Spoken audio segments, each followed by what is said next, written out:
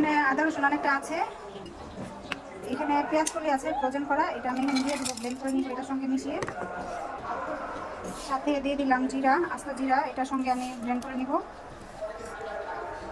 সাথে দিয়ে দিলাম এখানে একটা টমেটো কেটে, এখানে দিয়ে দিলাম কয়েকটা কাজু বাদাম 5-6টা, সাথে দিয়ে দিলাম পোস্তদানা।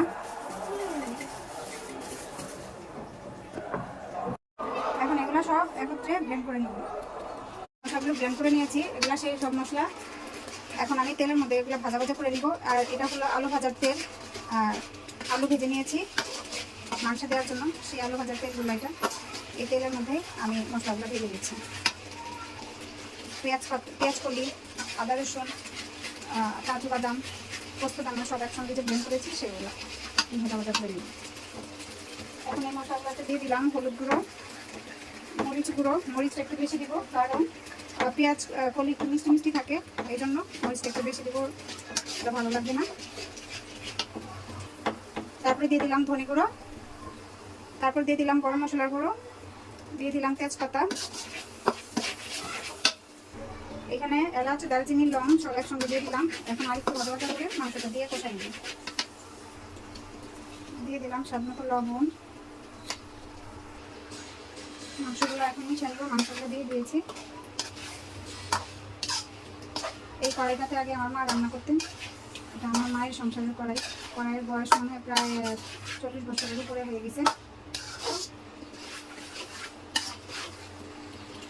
মশলাগুলো মিশিয়ে নিচ্ছি, এখন অল্প কিছু সময়ের জন্য ঢেকে দিব। অনেকটাই কষানো হয়ে গেছে, আমি এখানে একটু লেবু চিপে রস দিয়ে দিলাম।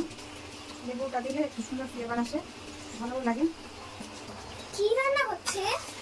মুরগির মাংস, তোমাদের পছন্দের। এখন একটু ভালোভাবে কষাই নিব, কষাতে কষাতে একদম তেল উঠে আসবে, তারপরে একটু হালকা ঝোল দেবো। এখানে চিমটি পরিমাণ চিনি দিয়ে দিলাম। এটা মাংসটা কষানো হয়ে গেছে, এখন এখানে আমি আলু দিয়ে দিব। আলুটা আমি আগেই ভেজে নিয়েছিলাম, আস্তে আস্তে অনেকটাই সিদ্ধ হয়ে গেছে। এখন আমি গরম পানি দিয়ে দেবো, একটু ঝোল হিসেবে, ঝোলের জন্য গরম পানি দিয়ে দেবো। পানি দিয়ে দিচ্ছি এখন, এটা ঝোল দিয়ে দিয়েছি। এটা তরকারি হয়ে গেছে, ঝোলটা একদম সমান সমান হয়ে আসছে। এটা যদি ঠান্ডা হয়ে যায় আরও ঘন হয়ে যাবে। এখন এখানে আমি একটু জিরার গুঁড়া দিয়ে দিলাম, আর একটু পেঁয়াজ বেরেস্তা দিয়ে দিলাম। এটা হলো আসল মজা তরকারি লাস্টে। এই চুলাটা আমি বন্ধ করে দিলাম, হয়ে গেছে আমার রান্না কমপ্লিট।